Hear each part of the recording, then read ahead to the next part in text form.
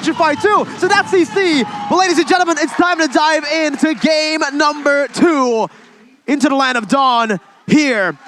As ONIC Esports take on RRQ. ONIC 1-0 currently, looking to make it 2-0 with their drafts. Their mid-power spike is going to be so felt here for ONIC Esports. RRQ HOSHI, they have to be careful. How are they going to do this? Should they play for the early game? Should they play for the late game? Because in that mid-game, ONIC Esports, they're just going to roll on RRQ HOSHI with their composition. Definitely in the late game, I think. If you look at ONIC Esports, they do very well in skirmishes, but in the 5v5, there's a lot of chance for RRQ HOSHI to go for a combo, to do a lot of damage. But in the early game, they have to be very, very careful. But Albert goes in aggressively. Keyboy is the main target, and he is forced to flicker away. RRQ HOSHI abusing the early game even before the ultimates are ready. And this is due to that mid control. Gusion, not good. I mean, it's good clear, but not against Valentino, who can just bully you away from this wave. I think that's the idea of why it was paired with a Cho in that mid lane. But even then, you need to be able to wait for that level 4, I feel, and not be able to do too much of a risky play here in that mid side. As right now, both teams are going to start centering around this turtle. 20 seconds left on the clock. Keyboy still level 2, so I'm not going to expect any crazy plays from ONIC Esports at this point. I think the mid game with a bit more items is where they're going to try and make plays happen. And for sure, I assume that they're going to avoid big fights and go for the skirmishes. But looking at the talent predictions by Axe, only one RRQ vote in both English and Indonesian desks. I actually predicted ONIC, Oh, okay. to be honest, so... Only one. So, only one, all right? If we take it correctly, that means OG, Ranger Moss, is the only one who went for RRQ. ONIC Esports, once again, going for this neutral objective. Kyrie to be stunned up here. As the Nunam Blast will be charged in. The flicker as well. Kyrie to be caught. First blood over to RRQ. The crowd erupts. Presented to you by Samsung Galaxy A Series 5G. The turtle going to be targeted here by RRQ now. And ONIC Esports are going to be forced to back away. And this is where it's going to be disastrous for ONIC, remember. Because, guess what? It's a snowball composition for ONIC Esports. If they don't get that lead early on, if it's instead RRQ who gets the lead with their multi-dimensional draft, it's going to be tough for ONIC. It is, especially even in the lane, right? Bruno versus someone like Claude. Bruno is going to have a really good game in that early. I think his base damage is already super high, even before items. And going against someone like the Claude who needs those items to scale, in the late game, if Bruno doesn't get that early lead, it's going to be very difficult. As in the top side here, R7 is going to be taken down here in a 2v1 situation. And ONIC Esports starting to look for some compensation on the board. Let's see in that bottom side with the Dragon. Going to be popped there, stolen away by Clay. Gets another kill. And RRQ, they're really utilizing this pick potential now in this game. ONIC Esports were able to find a trade up top. And unfortunately for ONIC, that's not the winning lane they were looking to play for, because the Bruno so far isn't able to really bully that Claude. The Claude has been free farming here. Remember, he also has the Avarice, so if they trade equally like this, Skylar will definitely have a massive gold lead if it keeps on building, Arashi. And usually, right, the team that has their gold laner ahead gets a bit more of an advantage in that mid game, because right now in the current meta, that gold lane marksman usually is the primary source of damage. So RRQ HOSHI pressuring really well on all facets of the map, and also making sure that Skylar is not shut down like in game number 1. That might be exactly the win condition that they need, because Skylar has shown that he is absolutely scary if he gets ahead. Silence now picks up the genius one, so lower cooldown. We'll see how much pickoff he can do though, because ooh, RRQ! Another pick here. RRQ, so far, just out-rotating ONIC Esports early on. And again, this is a massive question mark to ONIC Esports, who have, well, on paper, should have that early game power. The Bruno wasn't able to bully the Claude, and right now, you can see, even in the XP department, it's RRQ winning. Sans, though, doing the damage onto Vin. That's a roamer right now as he's trying to funnel the gold in onto CW. The shield comes up, the turtle's taken away, the shield as well. Oh my goodness, Vin is able to get out. That's one more shot by CW, though. Finally able to get it, but look at the collapse from both Skylar and Albert. Executes. At what cost, right? 2-for-1 trade here for RRQ HOSHI, as their snowball completely just obliterated here, taken away. Kyrie still able to get that buff though, as there is going to be some compensation on the board as Sans Skylar still able to outmaneuver him, and Sans now is caught in a bad situation. Another pickoff for RRQ HOSHI. A wiped out for ONIC Esports for any hope in that early game snowball. And Albert just grabbing up the kills like you can get grab food using the promo code grb.to/MPL. Scan the barcode if you're too lazy to type it in, because this game is absolutely insane as Albert is just styling on everyone. ONIC Esports getting baited into a lot of situations, spending a lot of times chasing for kills that allows RRQ HOSHI to collapse and punish the overextension. RRQ HOSHI taking a lead right here with a 2.6 gold lead. Again, RRQ are finding momentum in game 2 instead of 1 like they usually do. ONIC Esports now are in trouble. Albert is snowballing, and he definitely used the axe effect earlier. Vin jumps in, stunning Keyboy up. Keyboy looking for away the dragon, bringing Vin back though. Sounds for the Petrify as well. Vin gonna be taken down. Keyboy is the one who picks up the kill though. Kyrie jumps in once again onto Clay, who's gonna be forced to back up. Has the way the dragon to disengage. Skylar's still as well. Lethal counter popped in. Skylar has the blazing duet. He's gonna pop it right now as he jumps in the back line and dealing so much damage there. He's gonna be able to zone the other members away. Albert with the play. TW deleted. The class from Albert in game 2. R7 winning in the lane against Boots as well. 3.7k over to the defending Season 9 champions. Albert is sitting at 4-0-3 here in the 7th minute, and he's a level ahead of Kyrie at this point. RRQ HOSHI gonna shift their focus now on the neutral objective, taking this turtle. And this is gonna be the 3rd turtle of the game where ONIC Esports has not been able to obtain a single thing on the map other than those 3 kills. Vin!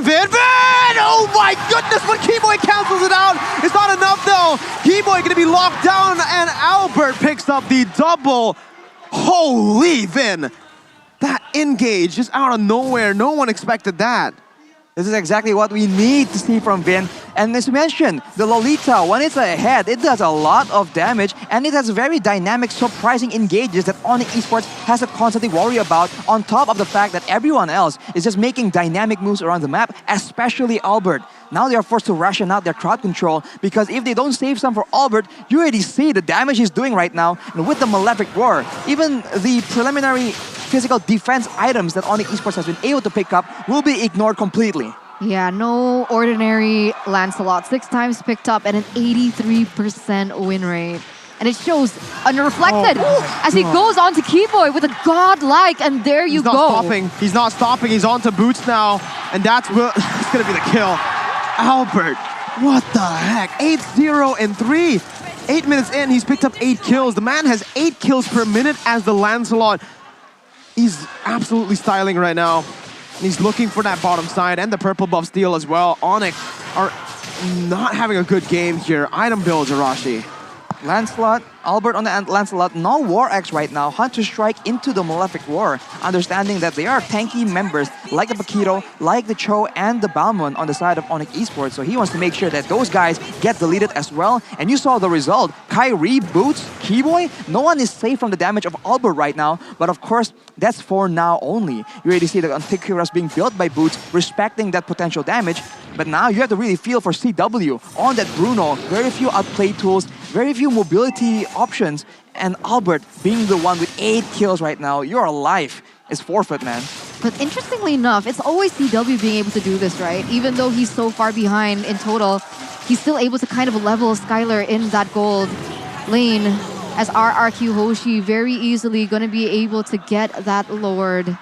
And this is looking bleak for ONIC Esports. You see, that will usually be good for CW because he's usually on a scaling hero. But this time he's not. This time he's not. Sure, Bruno does damage in the late game, obviously. He has a lot of damage in that late game, but what you really want to do on the Bruno is snowball. In the early game, that's when you have the most strength, right? You can absolutely dominate your lane.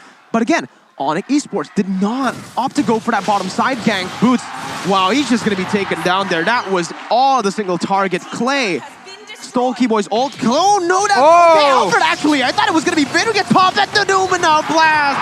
Comes in, and Skylar jumps in with a blazing duet. It's a triple kill for Clay. CW now in the midst. The star 7 flickers forward. Clay with the maniac. Clay with the savage. No, Keyboy gets down. That's the savage for RRQ. The first savage in Season 10 is on a mid laner. It's a wipeout by Head and Shoulders. RRQ. My goodness. Clay. We talked about him before this game started, but we did not expect that kind of performance. Clay, the person who is always in the back line, being able to get a savage on the Valentina here. The first savage of MPL ID Season 10 in the playoffs against a team as strong as ONIC Esports. Wow, I am at a loss for words. RRQ Hoshi now, 8,000 gold lead in the plays that Clay could make. What can ONIC Esports do at this point? You'd expect a gold laner or a jungler to get the first savage in the season, Arashi. Clay. It's Clay on that Valentina. We talked about how flexible, how dynamic this player is right now. So much improvement. And now that begs the question, what is ONIC supposed to do? They take out Albert, and then they get absolutely wiped out. So how mobile, how aggressive RRQ can play, ONIC Esports, they can't even afford to use all their resources to take out one person because RRQ Hoshi will absolutely strike back. And if you take out Albert, Clay is now 7-0-7 as well. He has more than enough damage. And of course, Skylar is still scaling like a monster. ONIC Esports at a loss. So tough at this point, right? ONIC Esports, they don't have much high ground as well to defend this. 8,000 gold lead and counting. Skylar already with a Wind of Nature, so he can go in, use a Blazing Duet, and just not receive any damage, perhaps, from ONIC Esports. Maybe Sans will be the one that can change that, depending on the situation. But ONIC Esports, they need to ration out their spells. As we mentioned, they require some crowd control for Albert, now some for Clay as well as for Vin. And if they're a bit too careless, Skylar will come into the Blazing Duet. So they need Sans maybe to try and deal damage to him, because with the Wind of Nature, everyone else is going to take way too long for them to take him out. And with that in mind, with ONIC Esports zoned away, RRQ Hoshi take a free Lord 8k gold lead. Deja vu, but it's on a different team here for RRQ. Clay looking for that play.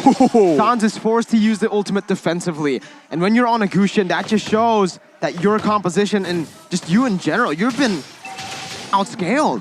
9,000 gold lead for the team that should have the hold in the late game or in the mid game. Definitely not the early full like this. No, it didn't work out. The composition that ONIC Esports brought, unfortunately, it did not work out. And now RRQ Hoshi in the 13th minute with a 10,000 gold lead, approximately one item ahead of each of the members from RRQ Hoshi. And now they're going to look for the final siege. Well, we'll see once again, as that's the enhanced Lord. RRQ can definitely look for a wipe here, but if ONIC Esports are able to micromanage properly with their CC and their damage, they should be able to defend it for now. Lord is going to be cleared in the mid lane. RRQ don't care. They're going to go for that bottom side, taking it out. R7, the shot of damage there. So the Luminant Blast will not connect onto anyone. That's a massive restore of the Flicker as well. ONIC Esports going to play, but it's going to be the taunt coming in. Now the damage as well. That's going to be Sans taken down. Boots in the midst as well. Lethal counter over just to get the immortality, and look at the damage everywhere onto the ONIC Esports members. CW is the only one left, and RRQ equalize in game number 2. 1-1 now, as ONIC Esports were able to get that really dominant game in game number 1, but it instantly Uno card from RRQ Hoshi in game number 2. And that was so dominant by RRQ. Unfortunately, ONIC Esports drafted for that snowball play, but RRQ Hoshi shut them down from that early game and did not allow that to happen. The Season 10 pattern continues, man. When everyone thinks that in this game, ONIC is going to take over, RRQ just flip it around and said, really? You think so?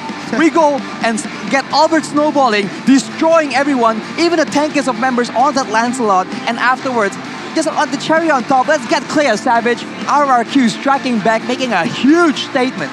And again, this is where it's actually scary for ONIC. We mentioned that it's scary for RRQ after the game 1 loss, but now RRQ, they've got momentum back on their side. It feels exactly like the upper bracket final. Oh, no. One game, ONIC, first game, secured. Then RRQ with a massive dominant game in game 2, and they use that momentum really well. Obviously, ONIC Esports, even though most of the casters predicted them to win, we all agreed that it was a one-dimensional